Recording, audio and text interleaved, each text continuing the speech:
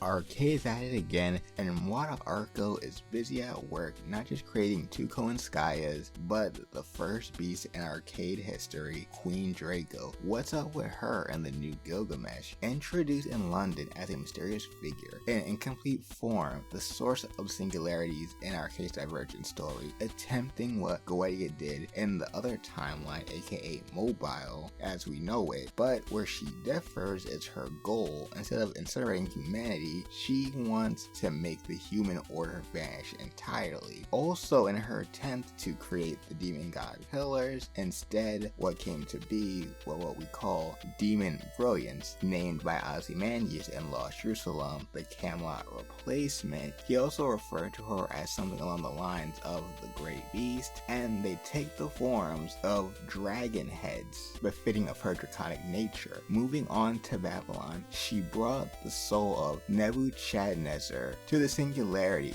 and had the soul placed in a clone body of Gilgamesh's corpse, where he revived the city as one of sin for her to feed off of, referring to her as his queen. Essentially, he's simping on her. And after feeding on all this sin that he has gathered from rebuilding the city, she takes a lesser form. We'll just call it a larva form, very similar to Tiamat larva, considering she's in this story, so why not? And who knows, this might be a sign that larvas are getting more popular, and we might see more of them in the future. But back to the story, assisting them to fight this beast is Grand Rider Noah, who decides to finally act once the Great Flood, that is said to be comparable to Tiamat's Chaos Tide, starts to sink the city. Now, this form of Queen Draco is actually weaker than Goetia, but that might change when she gets much stronger. It's said that she is 3rd planetary class, where Goetia is 2nd planetary class, but don't worry about that too much. And speaking of Tiamat, she was summoned here because the version that we fought in the main game sensed something was off and decided to help her children out by making a smaller version of herself and sending it over here. Even though she's still kind of mad that we beat her, the one thing she won't stand for is Chaldea losing to another beast, because then if they lose to that beast where she lost, does that mean she's weak? She definitely won't stand for that. Even though that was a different Chaldea that beat her, to her it's probably all the same anyway. A grand battle is initiated between Draco and the Chaldeans,